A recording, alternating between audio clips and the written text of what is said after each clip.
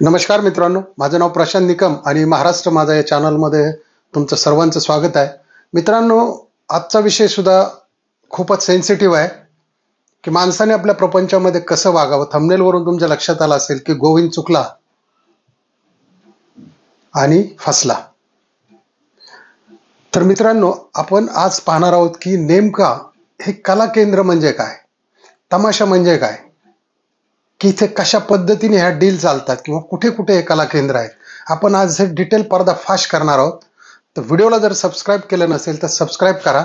आणि सुरुवातीला तुम्हाला दाखवतो मी कोण पूजा गायकवाड आणि कोण आपले गोविंद बारगे, ते आपण सुरुवातीला पाहून घेऊ, म्हणजे स्क्रिप्ट तुमच्या हळूहळू पुढची लक्षात येईल. आपण डिटेल आज पूर्ण पाहणार आहोत की नेमकं या तमाशात चालतं काय, या कला केंद्रात चालतं काय, लोक बरबाद कसे होतात. तर चला 2 मिनिटांमध्ये आपण पाहून घेऊया कोण आहे ही पूजा गायकवाड आणि कोण आहे गोविंद बारगे. हे बघा मित्रांनो, हे आहेत बीड जिल्ह्यातील गेवराई गावचे उपसरपंच गोविंद बारगे, ज्यांनी स्वतः आत्महत्या केली. रिव्हॉल्वरच्या उजव्या साईडने स्वतःला गोळी मारून घेतली डोक्यात आणि जी डाव्या साईडने पूर्णपणे बाहेर निघाली.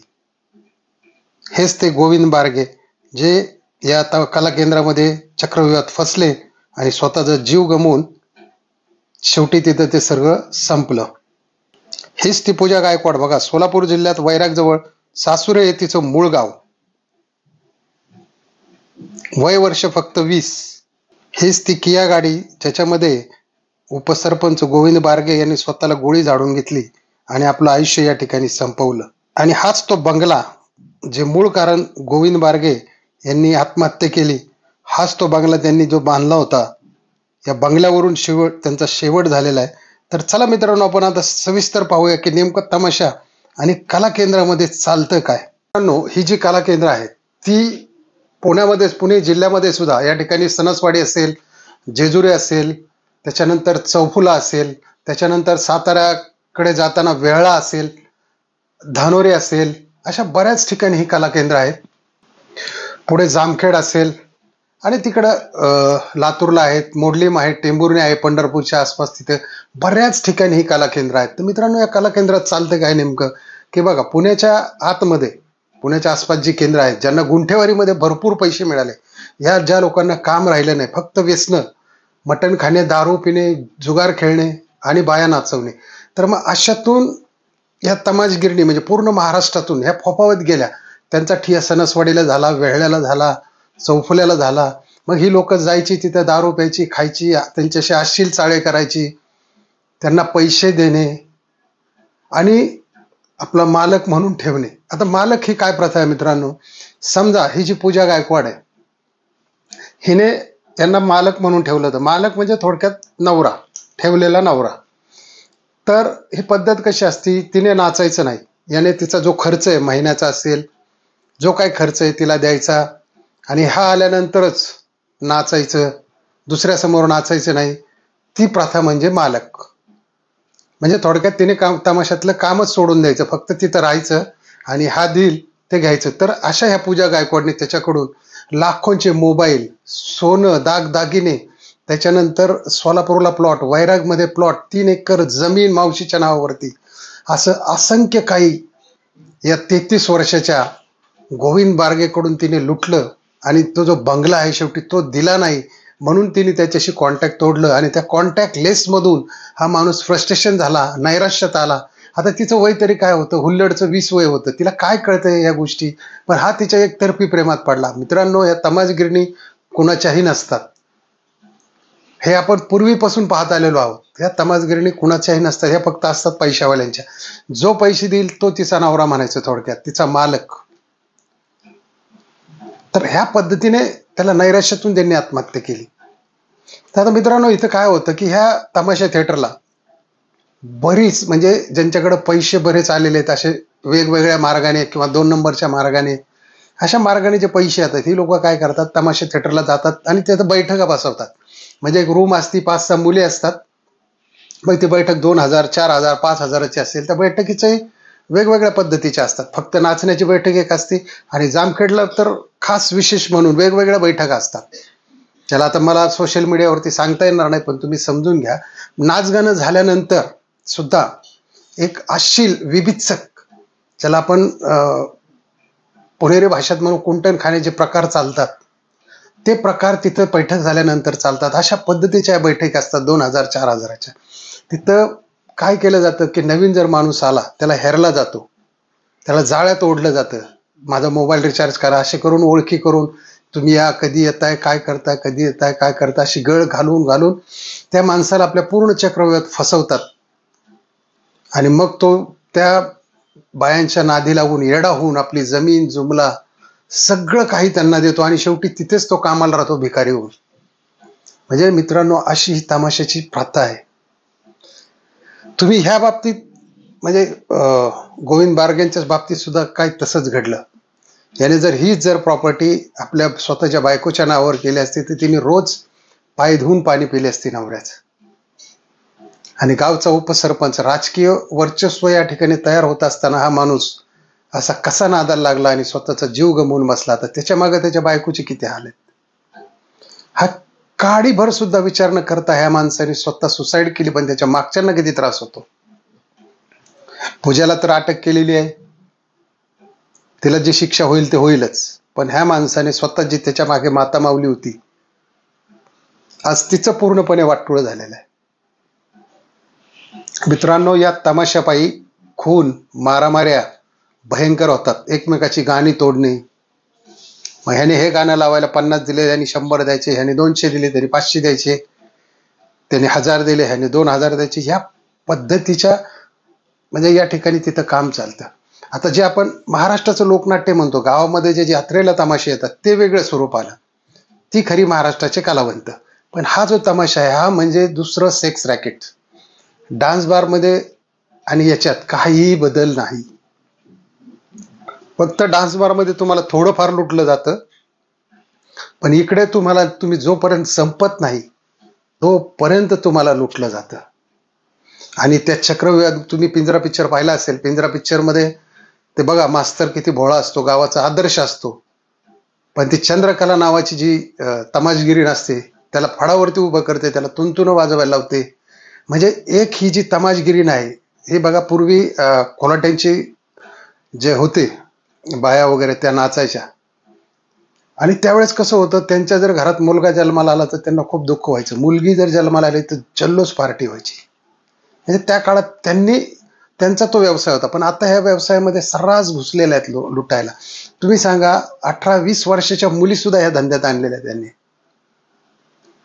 ह्या फक्त शरीर सुख पुरुषाला मिळावं आणि त्याला गुंतवावं, ह्या आशेने हे तमाशा केंद्र चालू झालेले. तर ते प्रामुख्याने महाराष्ट्रातून असे कला केंद्र 100% सरकारने बंद करावेत. म्हणजे अशा एखाद्या मायमाऊलीचे असे भरपूर प्रसंग आहेत मित्रांनो, की एकटे गोविंद बारगेच नाहीत, असे कितीतरी दानाला लागलेले लोक आहेत. पुण्याच्या आसपास ज्यांचे गुंठे विकले गेले, जमिनीला आकाशासारखा भाव आला, सोन्याच्या वरचा भाव आला, मग ते पैसे घालवायचे कुठं? तर ह्या नाचणाऱ्यांना कोणी बंगले बांधून दिले, कोणी फ्लॅट घेऊन दिले, कोणी लग्न केली, कोणी काय काय गिफ्ट दिले, कोणी संपून कुठेतरी नोकऱ्या करायला लागले वॉचमॅनच्या, काही तर आत्महत्या करून मेले.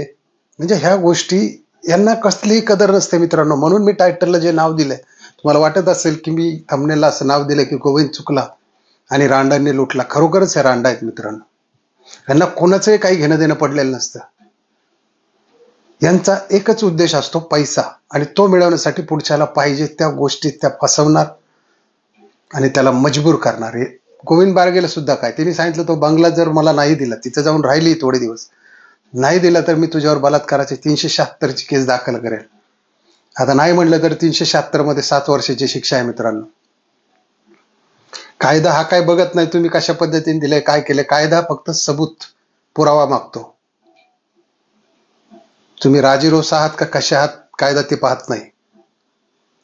कायदा काय पाहतो?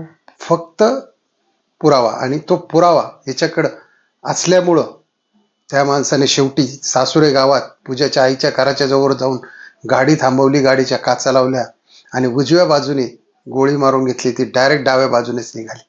म्हणजे किती भयंकर, भयानक, दुर्दैवी असा मृत्यू घेतला या माणसाने अंगावरती ओढून, वयवर्ष 33 असताना.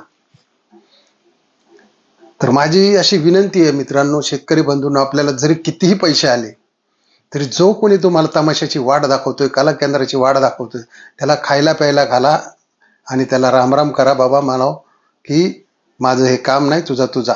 कारण अशी काही गावात मंडळी असतात की ती फक्त एखाद्याकडे पैसा आला ना, त्याला दारूच्या व्यसनात गुंतून तिथपर्यंत घेऊन जातात. कित्येक लोकांचं हेच उद्योगधंदा आहे. त्या बायांकडून कमिशन खातात, फक्त माणूस घेऊन जायचा तिथपर्यंत, एकदा नादी लावून द्यायचा. मग नादी लागल्यानंतर तो संपतो, ते बाईचं घर भरतं. हे एजंट सुद्धा खुशी खुशी दारू पिऊन मटणं पिऊन वगैरे व्यवस्थित तिथं राहून राहतात. त्यांना काहीतरी खर्चाले पैसे देत असतील बाजार बिजार करायला.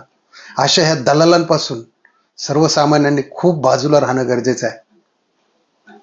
गोविंद बारगे म्हणजे जानेवारी 2024लाच फक्त थिएटरला गेलेला माणूस आहे, कला केंद्राला गेलेला माणूस, की जी ही पूजा तुळजाभवानी कला केंद्रामध्ये नाचायची, देवाची नावं सुद्धा द्यायला यांना लाज वाटत नाही. फक्त 24 आणि 25 एक वर्षात तो बरबाद झाला.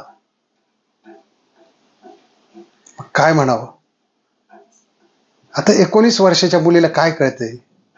तिच्या नादी लागला हा आणि स्वतःचं सगळं घर संसार सगळं संपवून घेतलं. पाहिजे तर हा गावाची सेवा करू शकत होता. तेवढ्या पैशामध्ये गावात पाण्याची पाईपलाईन आली असती, नाही ती कामं झाली असती, लोकांनी डोक्यावर घेतलं असतं. पण जी अवदसा डोक्यात घुसली ती घुसलीच. कारण बाईचा नाद आणि जुगारीचा नाद, त्याच्यावर माणूस काय करेल सांगता येत नाही. एक वेळेस दारू पिणारा माणूस 1 खांबा पिल, 2 खांबे पिल, पडेल तिथं, पण असले येडे चाळे करणार नाही. म्हणजे याचा अर्थ की मी दारूचं सांत्वन करत नाहीये, की दारू पिल्यामुळेच ही राक्षसी बुद्धी घुसून माणसं तिकडं जमावून कॉन्ट्रीब्युशन काढून. आणि हात चढ अक्षरशः तुम्हाला सांगतो मित्रांनो, 50च्या पुढे गेलेले जे म्हातारे आहेत ना, 50-60च्या आसपास, ह्यांना खूप हा म्हातारचळ सुटलेला आहे हा कला केंद्राचा. कला केंद्रामध्ये तुम्ही सहज म्हणून चक्कर मारा, एखाद्या कुठलाही सणसवाडी असेल किंवा कुठे टिंबुर्णी असेल, इकडे असेल, सहज आपलं बाहेरून फेरफटका मारा. हे डंगरे डुंगरेच तुम्हाला तिथं जास्त दिसतील. घरात सुना आलेल्या असतात, नाते असतात, सगळं असतं घरात. फक्त ह्याला हा उद्योग सुचलेला असतो. एक तर रिटायर झालेला असतो किंवा भरभक्कम पैसा असतो त्याच्याकडं. मग पैसा घालवायचा कुठं? तर हे आंबट शौकीन, पूर्ण कामातून गेलेली ही 50-60ची गँग, हे सगळ्यात जास्त तुम्हाला तिथं दिसतील. येडे चाळे करत असताना, आंबट चाळे करत असताना. म्हणजे ह्या पद्धतीच्या लोकांनी तिथं सगळं कला केंद्र म्हणजे व्याभेचाराने सगळं बरबरटून गेलेले. काहीही तिथे कुठलीही कला सादर होत नाही. एक पेटी वाजवणारा आणि एक तबला वाजवणारा, हे कसली कला कुठलं काय? त्यांनी पैसे सोडायचे आणि बाकीचे 2-3 भुरटे त्याच्या शेजारी बसायचे. त्यांनी फक्त आपलं तिथं दारू बिरू प्यायची. त्यांना जागेवरच तिथं प्यायला वगैरे असते. याची पोलीस शासनाने सुद्धा दखल घेतली पाहिजे की जागेवर दारू पितात. तुम्हाला नाचायचं लायसन आहे का? तिथं दारू, परमिट रूम, जेवण वगैरे, हॉटेल, रेस्टॉरंट, बार, त्या टाईप इथं चालतं सगळं. वरून त्यांचे दुसरे काळे धंदे पण तिथंच चालतात. म्हणजे याच्यावर खरोखर तर शासनाने याच्यावरती लक्ष केंद्रित केलं पाहिजे. प्रामुख्याने इथं काय चालतंय? ही कला आहे का? नाही, हे सेक्स रॅकेट आहे. म्हणजे जसं आपण म्हणतो ना red light area, red light एरियाचा बाप आहे. इथे कुठलीही कला नसते, यांच्यात काहीही नसतं. फक्त पुढच्याचे पैसे काढायचे. एखादा जास्त पिला तर खिशातून बी काढून घेतात हे लोक. तिथं काही कॅमेरे नसतात. ह्या बाया पूर्णपणे तयारीत असतात हा समाज भरकोटायला. त्याच्यामुळं माझ्या माता भगिनींना विनंती आहे की आपल्या जर घरचा नवरा कुठं जात असेल त्याच्यावरती लक्ष ठेवा. लक्ष याच्यासाठी ठेवा, त्याचे मोबाईल चेक करा झोपल्यानंतर.